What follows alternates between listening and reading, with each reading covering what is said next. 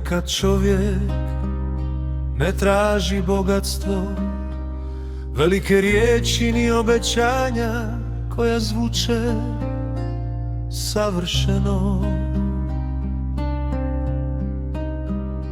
Ponekad je samo malo pažnje, jedan iskren zagrljaj i osoba koja ostaje. Kada svi drugi odu, za šaku ljubavi čovjek je spreman prijeći najteže puteve. Za trunku nježnosti srce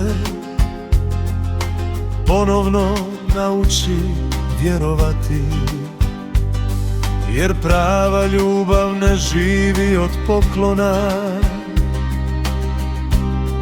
i velikih djela. Ona živi od malih stvari koje dolaze iz srca. Za šaku ljubavi, za trunku nježnosti, ja s tobom bila do vječnosti.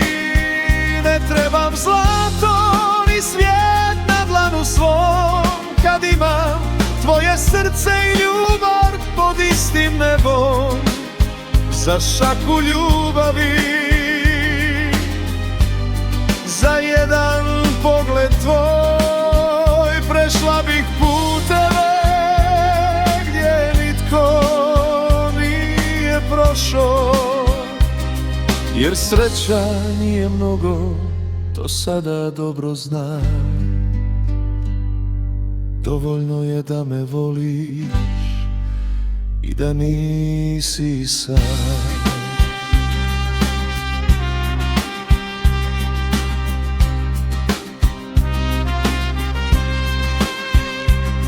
Od poruke koja stigne kada ti je najteže, od ruke koja te zagrli bez pitanja, od pogleda koji ti kaže tu sam, ne boj se. Na kraju života nećemo pamtiti koliko smo imali, nego koliko smo voljeli i koliko smo bili voljeni. Jer ponekad je za sreću zaista dovoljna samo jedna šaka ljubavi i jedna trunka nježnosti. Za šaku ljubavi, za trunku nježnosti, ja s tobom bila do vječnosti.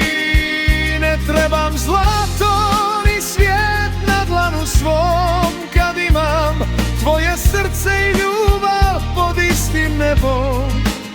Za šaku ljubavi, za jedan pogled tvoj, prešla bih puteve gdje nitko nije prošao.